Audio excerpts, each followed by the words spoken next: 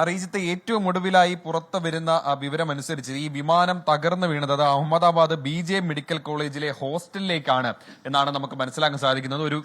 ഒരുപാട് ആളുകൾ ഒരു പാർപ്പിട സമുച്ചയമായിരുന്നു അത്. വിദ്യാർത്ഥികൾ താമസിക്കുന്ന ഹോസ്റ്റൽ എന്നാണ് നമുക്ക് ഏറ്റവും ഒടുവിലായി ലഭിക്കുന്ന വിവരം.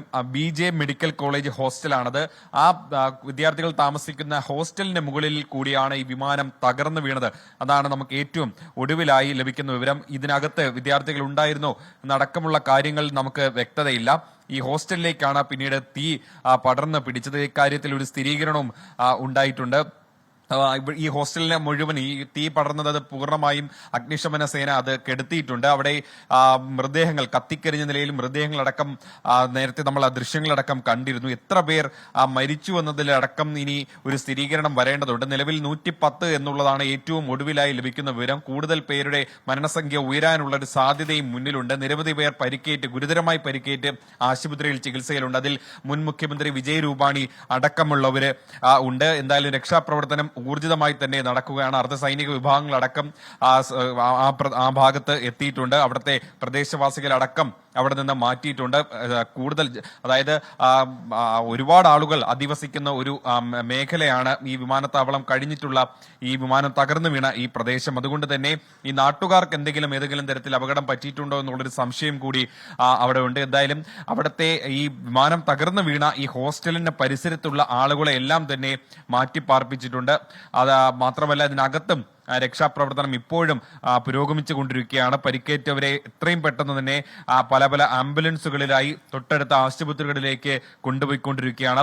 ഏറ്റവും ഒടുവിലായി ലഭിക്കുന്ന വിവരമനുസരിച്ച് പ്രധാനമന്ത്രി നരേന്ദ്രമോദി ആഭ്യന്തരമന്ത്രിയുമായും വ്യോമയാന മന്ത്രിയുമായും ഫോണിൽ സംസാരിച്ചു. രണ്ടുപേരോടും ഗുജറാത്തിലേക്ക് തിരിക്കാനും എത്രയും പെട്ടെന്ന് എല്ലാ സഹായങ്ങളും നൽകാനും ആവശ്യപ്പെട്ടിട്ടുണ്ട് എന്നാണ് ഒടുവിലായി ലഭിക്കുന്ന വിവരം. എന്തായാലും അതിദാരുണമായ ഒരു സംഭവമാണ്, വലിയ ദുരന്തമാണ്. 625 അടി ഉയരത്തിൽ വച്ചാണ് ഈ വിമാനവുമായുള്ള ബന്ധം നഷ്ടപ്പെട്ടത് എന്നാണ് ഫ്ലൈറ്റ് റഡാറിന്റെ ആ സിഗ്നലിൽ നിന്ന് നമുക്ക് മനസ്സിലാക്കാൻ സാധിക്കുന്നു. അതിന്റെ ഒരു ചിത്രവും പുറത്തു വന്നിട്ടുണ്ട്. 625 അടി ഉയരത്തിലായിരുന്നു ഈ വിമാനവും ATCയുമായുള്ള ബന്ധം നഷ്ടപ്പെടുന്നത്. അതായത് ഇത്രയും വലിയ ഒരു യാത്രാ വിമാനം, ഇത്രയും ആളുകളുമായി പോകുന്ന യാത്രാ വിമാനം, മുഴുവൻ ഇന്ധനവുമുള്ള ഒരു സമയത്ത് ഇത് 625 അടി എന്ന് പറയുന്നത് വളരെ താഴ്ന്ന ഉയരമാണ്. അതുകൊണ്ട് തന്നെ ഇതിന്റെ സാങ്കേതികമായി ഉണ്ടായ എന്തെങ്കിലും പിഴവാണോ ഈ അപകടത്തിന് കാരണം എന്നാണ് നമ്മൾ നോക്കുന്നത്. എന്തായാലും അത്തരത്തിലുള്ള വിവരങ്ങളൊന്നും ഇതുവരേക്കും ഔദ്യോഗികമായി പുറത്തു വന്നിട്ടില്ല. ഇനിയുള്ള അന്വേഷണത്തിലായിരിക്കും അക്കാര്യങ്ങളൊക്കെ തന്നെ നമുക്ക് വ്യക്തമാവും. സൂചിപ്പിക്കുന്ന ഒരു കാര്യം, അത് ഈ വിമാനം ഇടിച്ചത് അത് അഹമ്മദാബാദ് BJ മെഡിക്കൽ കോളേജ് ഹോസ്റ്റലിലേക്കാണ് ആ വിമാനം തകർന്നു വീണത് എന്നെ സംബന്ധിച്ചുള്ള വിവരം പുറത്തു വരുന്നുണ്ടല്ലോ. അത് ഈ വിദ്യാർത്ഥികളുടെ ഹോസ്റ്റലാണ് എന്ന് പറയുന്നു. അവർക്കൊക്കെ എന്തെങ്കിലും അപകടം പറ്റിയിട്ടുണ്ടോ എന്നത് സംബന്ധിച്ചുള്ള വിവരങ്ങൾ ഈ ഘട്ടത്തിൽ ലഭ്യമാവുന്നുണ്ടോ അജീഷ്?